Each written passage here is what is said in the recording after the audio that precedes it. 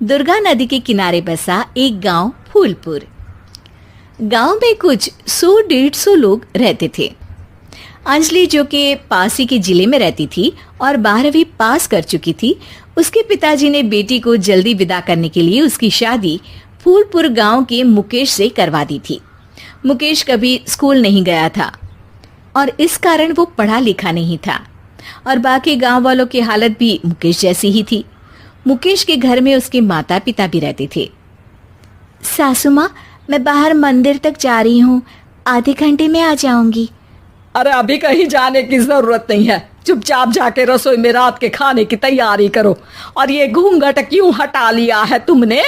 क्या पता नहीं कि इस गांव में औरतें बिना घूंघट के नहीं रहती? रात में अंजलि छत पर जाकर अपनी मम्मी से बात कर रही होती है। तभी गांव की 3-4 औरतें उसे देख लेती है और दरवाजे पर आकर उसकी सास से शिकायत करने लगती है। और क्या हुआ? अरे छत पे तो देखो, आपकी बहू मटक मटक के किसी से फोन पर बात कर रही है। दिन भर फोन पे लगी रहती है। अरे कल तो मंदिर के पास वो क्या कहते हैं, सेल्फी ले रही थी। शहर की बहू रखना अच्छा शान की बात है, पर देखना इसके लक्षण से ये तो तुम्हारे परिवार को बदनाम ना कर दे। ये पहली बार नहीं था जब सास से गांव के लोगों ने अंजलि की बुराई या शिकायत नहीं की हो। अब तो ये रोज की बात थी। अंजलि ये सब सुन लेती है। जब वो नीचे जाती है तो मुकेश भी वहां आ जाता है। सास कहती है, बेटा, लोग घर आकर शिकायत करने लगे हैं बहू के कामों की। देख लो, पति हो, संयम से रखो इसे। माँ जी, मैं तो अपनी माँ से बात कर रही थी क्योंकि यहाँ कोई बात करने लायक ही नहीं है और अब मैं माँ के पास ही रहूंगी। वहाँ क्या रहना, वहाँ बाहर के लोग तो ठीक है पर घर के लोग भी इज्जत ना दे सके। अरे नहीं नहीं अंजलि, ऐसा नहीं है, धीरे धीरे सब ठीक हो जाएगा, तुम फिक्र ना करो। अरे बस कुछ बोलना ही नहीं है, सर पे चढ़ा रखा है बहू को। सास मुकेश की नरम बात सुन के वहां से मुंह चढ़ाकर चली जाती है। मैं तो कहती हूँ हम दोनों शहर चले जाते हैं। मैं पढ़ी लिखी हूँ, मुझे वहाँ नौकरी भी मिल जाएगी और थोड़े दिनों में आप भी वहाँ कुछ काम ढूंढ लेना। अरे नहीं नहीं अंजलि, हम यहाँ ना गांव का खेत, माँ पिताजी को छोड़कर शहर नहीं जा सकते। माँ पिताजी को कैसा लगेगा और गांव वाले क्या सोचेंगे? ये कहकर मुकेश सोने चला जाता है और अंजलि की गांव वालों द्वारा बुराई का सिलसिला बहुत दिनों तक चलता ही रहता है। लेकिन अंजलि गुस्सा ना दिखाते हुए समझदारी से काम लेती है। बारिश का मौसम चालू हो जाता है। जोरदार बारिश से पूरे गांव में हाहाकार मच जाता है। दुर्गा नदी में बाढ़ आ जाती है और बाढ़ का पानी पूरे गांव की फसल तबाह कर देता है। फसल की ये हालत देखकर गांव वाले निराश हो जाते हैं और बात तो यहाँ तक पहुँच जाती है कि कुछ लोग तो अंजलि को इस सब का दोषी ठहरा देते हैं। अरे पूरी फसल तबाह हो गई, पता नहीं किसकी नजर लग गई है।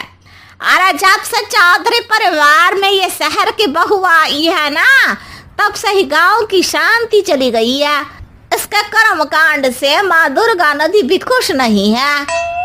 ये सब सुनकर बेचारी अंजलि रोते हुए अपने घर चली जाती है।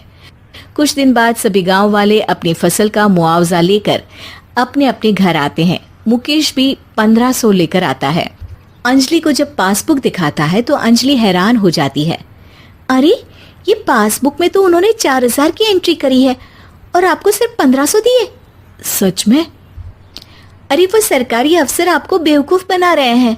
सरकार की तरफ से हमें 4000 मिले हैं लेकिन बाकी का सारा पैसा खुद ही खा रहे हैं। आप लोग के अनपढ़ होने का फायदा उठा रहे हैं। ये सब सुनकर मुकेश परेशान हो जाता है लेकिन अंजलि उसे हिम्मत से काम लेने को कहती है और सुबह होते ही मुकेश को पंचायत कार्यालय ले जाती है और साथ में गांव के और लोगों को भी। आप सरकारी बाबू क्या गांव के लोगों को बेवकूफ समझते हैं? आपको क्या लगता है ये पढ़े लिखे नहीं है तो आप कुछ भी मनमानी करेंगे?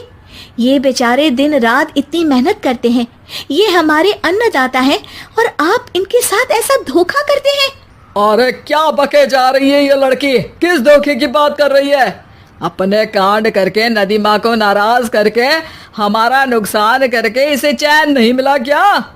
सरपंच जी, इन सरकारी बाबू ने मुझे बेवकूफ बनाया है और मेरे हिस्से के पैसे खुद चट कर गए। बस ये सुनते ही सरपंच वहां से दुम दबाकर भाग जाता है। पता चलता है कि जनपद अधिकारियों ने गांव के सरपंच के साथ मिलकर सबके साथ धोखा किया है। सब लोगों का विरोध शुरू हो जाता है और आखिर में अधिकारी सब गांव वालों के हिस्सों के बचे हुए पैसे उन्हें लौटा देते हैं और कई दिन तक सरपंच गांव में लौटता ही नहीं। अंजलि, तुम नहीं होती तो हम गांव वालों को तो पता ही नहीं चलता कि ये हमें हर बार बेवकूफ बनाते हैं। हाँ हाँ अंजलि बेटी, हमें माफ कर दो। हम सब तुम्हें बुरा भला कहते रहे, लेकिन तुमने ही आज हमें बेवकूफ बनाने से बचाया है। हमें तुम पर गर्व है बेटी। अब समझ आया कि सरपंच तुमसे नहीं, तुम्हारे पढ़े लिखे होने से नफरत करता था। क्यों ना इस बार हम अंजलि को ही सरपंच पद के लिए चुन ले? क्या कहते हो गांव वालों? पढ़ी लिखी सरपंच। बस पूरा गांव अंजलि के लिए ताली बजाता है और अंजलि की सास उसे खुशी से गले लगा लेती है।